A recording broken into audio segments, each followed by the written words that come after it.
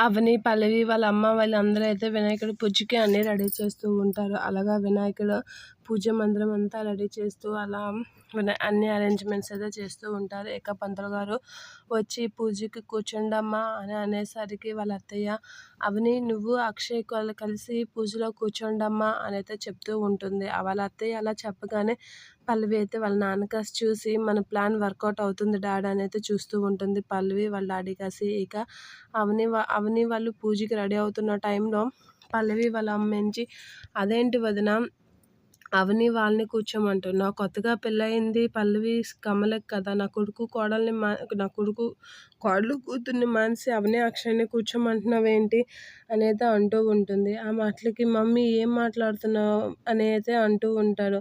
లేదు నా కూతురు కొడుకు అల్లుడే కూర్చోవాలి పూజలో అనేది అంటూ ఉంటుంది. ఆ మాటలకి పల్లవి ఒకసారిగా షాక్ అవుతూ ఉంటుంది. ఇక పల్లవి వాళ్ళ నాన్న కూడా షాక్ అవుతూ ఉంటాడు. ఇప్పుడు ఏం జరుగుతుంది అని అయితే చూస్తూ ఉంటాడు. ఇక రాజేంద్ర ప్రసాద్ వీళ్ళందరూ అయితే సరే ఎవరు కూర్చుంటే ఏమి, పూజ అవ్వడం కావాలి, వినాయకుడి పూజ ఎవరు కూర్చున్నా పర్వాలేదు అని అయితే అనుకుంటూ ఉంటారు. ఇక పల్లవి అయితే తను తీర్థంలో కలిపిన మందు గురించి అయితే ఆలోచిస్తూ ఉంటుంది. తను తీర్థంలో మందు కలిపి అది అక్షయ అవని వాళ్ళకి కీడు చేసేటట్లుగా ప్లాన్ చేసింది. కానీ అది మళ్ళీ తనకి వస్తుందేమోనని పల్లవి అయితే, మమ్మీ ఇప్పుడు ఎవరు చేస్తే ఏం, బావగారు చేసినా ఎవరు చేసినా మా ఇంట్లో వ్రతమే కదా అనేది అంటూ ఉంటుంది.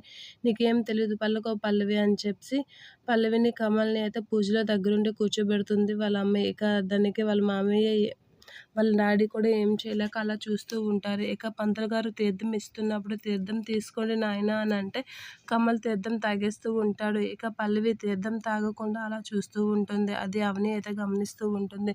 తీర్థం తాగమ్మా అనేది అంటూ ఉంటాడు పంతులు. అయినా పల్లవి తీర్థం తాగకుండా ఆలోచిస్తూ ఉంటుంది. ఇక అవనికైతే డౌట్ వస్తూ ఉంటుంది పల్లవి మీద. ఏం చేసింది పల్లవి అలా చూస్తుంది అనేది అనుకుంటుంది.